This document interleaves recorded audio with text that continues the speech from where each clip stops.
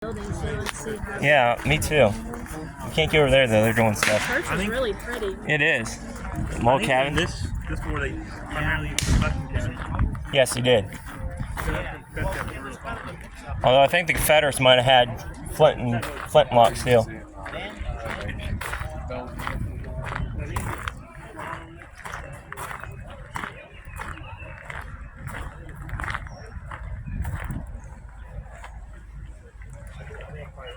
So that's the church we just went in.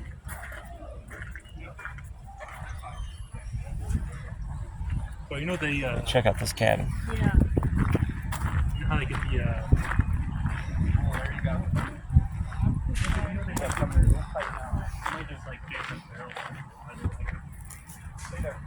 Right.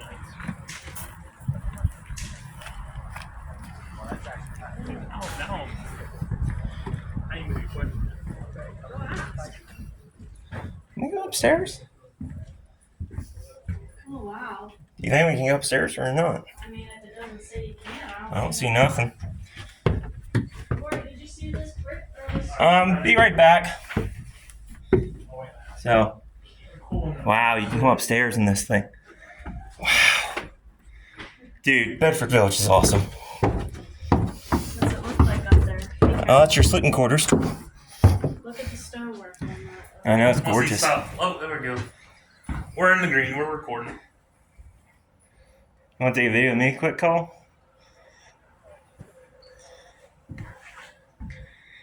This is what it'd been like to live in an old cabin back then. 12:30. Williams Cabin. Yep, so this is one of the original cabins they sent here. Like I said, guys, they actually saved some of these cabins from around Bedford County.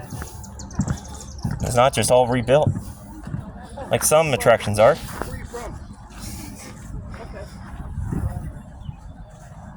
This is real cool, and this ain't even Main Street. Main Street's are over there. We couldn't even get down it because of the Civil War reenactors having a drilling and stuff. So, do we want to check out every building, or?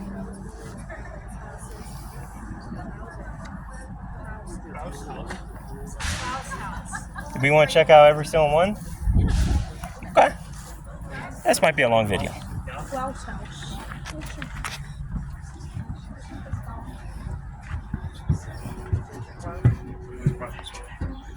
Okay. My sister was saying, who let the who's bed?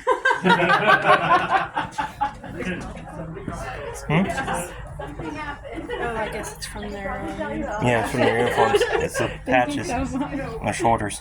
Oh, I thought it was for their Yeah. belts. No, it's for the patches on the side for the officers. Yeah. So those are the officer bat patches. Wow. Let's try and see if we can check this place out. Okay. We were at the store the other day. Downtown. Oh, God, now. I mean, hi. There's two people in there right now. We can go to the school. Back room, and I'll tell you about the house. Let's go. Can we join you? Yes. Okay. Thank you. Just watch your head.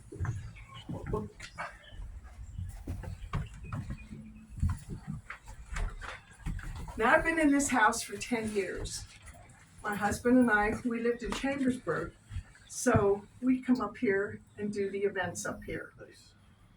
And, but last year, Mother's Day weekend, he was, like I said, he was in the Marines. Agent Orange, shot in the back, 3 surgeries in his back. You know, he just said, I've had enough, So I moved up here. That's why you saw me at the, Yeah. Gotcha. but this is where we stayed, bats and all. But I'll tell you about the first family. Matthias and Barbara Weiss came from Germany in 1844. They already had a daughter named Marie Anna. She was just an infant. It took them 3 months by a small boat to arrive in Baltimore in that October. And one of the stories is the boat was small. And the sharks had circled it and were trying to tip it. Now, Matthias and Barbara had slaughtered their livestock, and of course, they put it in salt, and so they had to throw a lot of that over. Oh no. So the sharks would eat that, not them. He had a brother, a half brother, And he spelled his name a little different, W-E-E-S-T, and this one was W-E-I-S-T. But he had killed a deer on the king's land, the Mad King of Bavaria. You ever heard of this Neuschwanstein? The Disney castle's copied after it. He would have had to have been a servant for 8 years. So he escaped, and he was in Altoona. So I'm pretty sure the brother helped him build this house.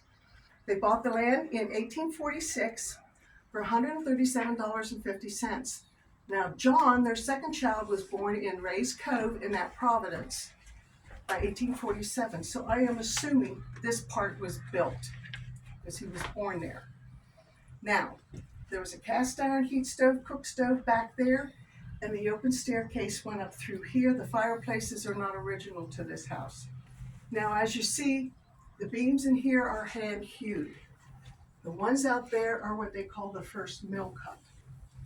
Now, I'll tell you about that family. Marie Anna, she married a troutman, moved to Altoona. She was deaf later years, walking the railroad tracks to go visit her kids. End of story. They didn't have any questions to what happened to her. John had married a widow. She had children to her husband. When she passed, John married Lucinda. She's the pretty one. And they had 3 children. I've actually been to the church where they're buried. Okay. Then came William, and through William's lineage is how I've got history on this house. Because the second year I was in here, I said, "Welcome to the Klaus house." And this young girl comes up to me and says, "And no, it's not. This is the Wiest house." So we sat down on that bench table out there, exchanged emails and phone numbers and all that stuff. And that's how I've gotten what I'm telling you. William had 7 children. Then came Sophie. She is not named in the will or as being one of the children of Barbara or Matthias. The story goes, Matthias could not go into the Civil War because he had it. I have his papers where he was supposed to go, but his heart wasn't good. It wasn't a strong heart. He was 64 when he died. She was 84 when she passed away. But some Confederate deserters had come through their land, took one of their sheep, took it to an empty cabin, butchered it, and was cooking it. And while they were sleeping, she snuck in, dumped the pots, and brought the meat back. And later on, she heard a commotion in the barn, and they were beating up her husband. So she went out, threw sawdust and bark in their eyes, and took a farming tool and started beating them off, and they took off. Well, Sophie married a guy from West Virginia, a Southern boy. End of story. And the youngest daughter, she was named after the mother, and the mother lived with her until she passed. And Barbara, the youngest daughter, only outlived her by 20 years. Now, this second family, they bought this house in the mid-1930s. They had 4 sons. The one, Timothy, died at 17 from appendicitis. Helen was a change of life baby. She was born late to them. They only lived in this house 6 years when the father died. But the 2 oldest boys were old enough to go into World War II. But Helen told me how the house was laid out. Stove, open staircase. This room stayed her kitchen, was lined with any kind of linoleum they could find. There was 2 rooms out here. Let me get in front. This was the parlor. There was a wall here at one time, and this stayed basically a family room. There was another stove over there, pie safe there, sewing machine there, a table and chairs here. The picture of Jesus knocking at the door was my mother's favorite. Her favorite flower was the Martha Washington geranium. These 2 rooms were lined with cardboard boxes and painted white. They never had electric in this house. When I talk too much, I cough. Get away.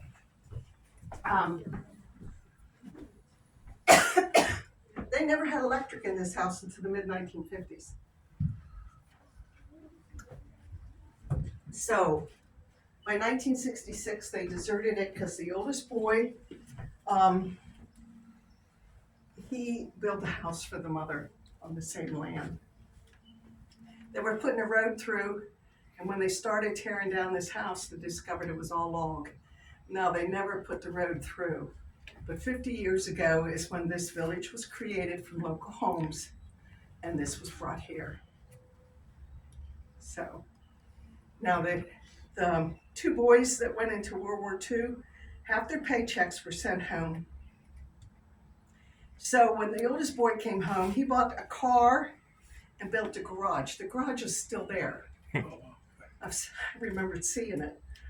The second boy, he got married and bought all the furniture. The mother also, and that this was the money the mother had saved from the state. The state had given the mother money. But Helen said her mother was so frugal. When she stood here, she said the stove was like here, and they had just thrown a squirrel in, and it jumped out because the leg on the pot broke. And the mother just said, well, that goes to the dog. I don't know if it was skinned or what. But she said, I hated canned dandelion, I hated squirrel, and I hated rabbit. She got sick of it. Yeah, I did too. So that's a little bit of history on this house. I Wow. met the woman, like I said, who donated this house, and I've met a descendant of this man right here. Like I said, I've been to the cemetery. Do that quick. Or we might just say screw it and come back later. But let's check out this schoolhouse quick, and then we'll go check out the battles. So we might be nearing the end of video 2. It might be 4 videos.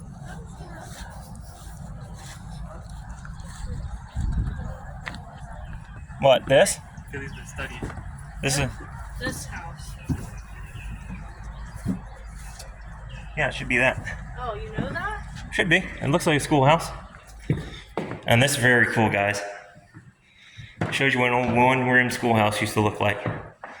We did a video on a schoolhouse in the valley called the Carrick School District. The Carrick Schoolhouse. She's abandoned, of course, and this is almost what she looks like when you look through the door. Chalkboard's still there in that school, but this is what it would look like.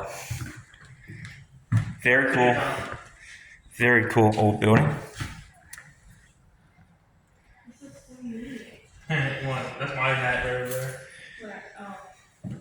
It's my cat. So apparently it's almost time for the battles, so we might be stop touring the village right now and go watch the battles of the Civil War reenactment. So then we might actually have 4 videos coming up. So we still haven't even made it through the town yet. Right there's another structure. It keeps going. And we got Main Street too. So I don't want to keep posting too many long videos because it's a pain in the rear. So sorry for the inconvenience of not being able to watch the whole thing in 1 hour, but for my convenience and for just making life easier, I'm probably end the video here right now for the tour of the village, and then we'll continue the tour of the village in the next video. So until next time, stay curious, stay adventurous, and do your studying like in here.